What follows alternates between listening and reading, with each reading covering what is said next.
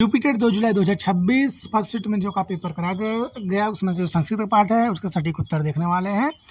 चलिए शुरू करते हैं वीडियो। पहला प्रश्न आपका था पर लिख धातु में लप प्रत्यय लगाने पर कौन सा शब्द बनेगा, तो इसका उत्तर आपका होगा ऑप्शन नंबर आपका जो है सी प्रलिख राइट है। अगला प्रश्न आपका कर्मकार्य यंत्र चालित वाक्य में कौन सा वाच्य प्रयुक्त है, तो कर्मवाच्य ऑप्शन नंबर 20 राइट है। अगला का आसम शब्द का प्राची शब्द क्या था, तो नभ ए राइट है।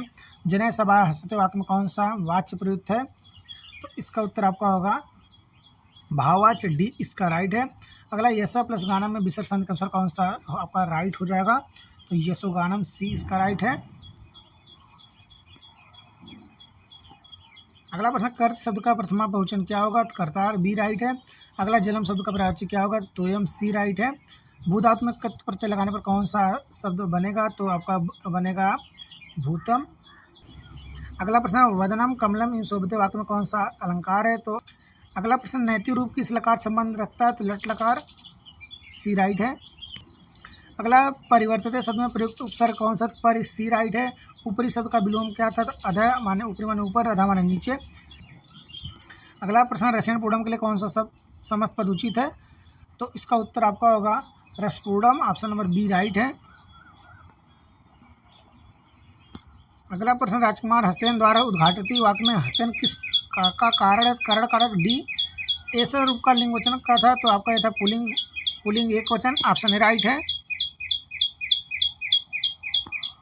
सहसा मेघ गर्जती गगने वाक्य में अव्यय क्या है, तो आपका यह है आपका। अगला प्रश्न है लघु कार्यम के लिए कौन सा समस्त पद उचित है, तो ऑप्शन डी लघु कार्यम।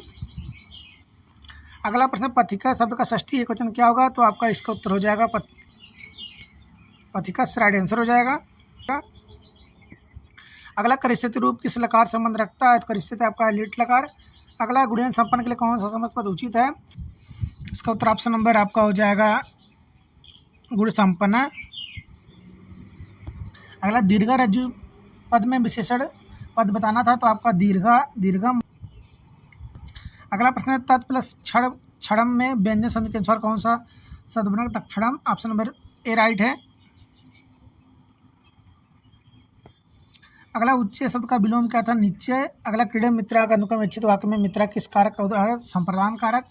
अगला व्याव्र पुनः पश्चिति वाक्य में अव्यय कौन सा है, तो आपका उत्तर हो जाएगा पुनः। अगला प्रवेश शब्द में प्रयुक्त उपसर्ग क्या प्र। अब यहाँ पर देखिए 87 जो आपका पूछा नेत्रार्य शब्द किस वचन में आता है, तो आपका बहुवचन। अगला आपका पूछा गया था 88-90 गद्यांश आधारित प्रश्न, देख लेते हैं प्रश्नों का सटीक उत्तर। 88 नंबर का जो प्रश्न है इसका उत्तर ऑप्शन नंबर बी विचार विस्तार है। 89 नंबर का प्रश्न इसका उत्तर ऑप्शन बी कथा निबंध विज्ञान विषयकाणी पुस्तकाणी। और आखिरी जो प्रश्न था संस्कृत का उसका उत्तर ऑप्शन नंबर आपका हो जाएगा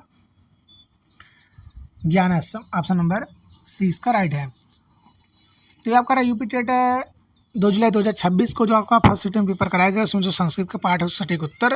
बाकी चैनल से जुड़े रहेंगे अपडेट तक। जय हिंद।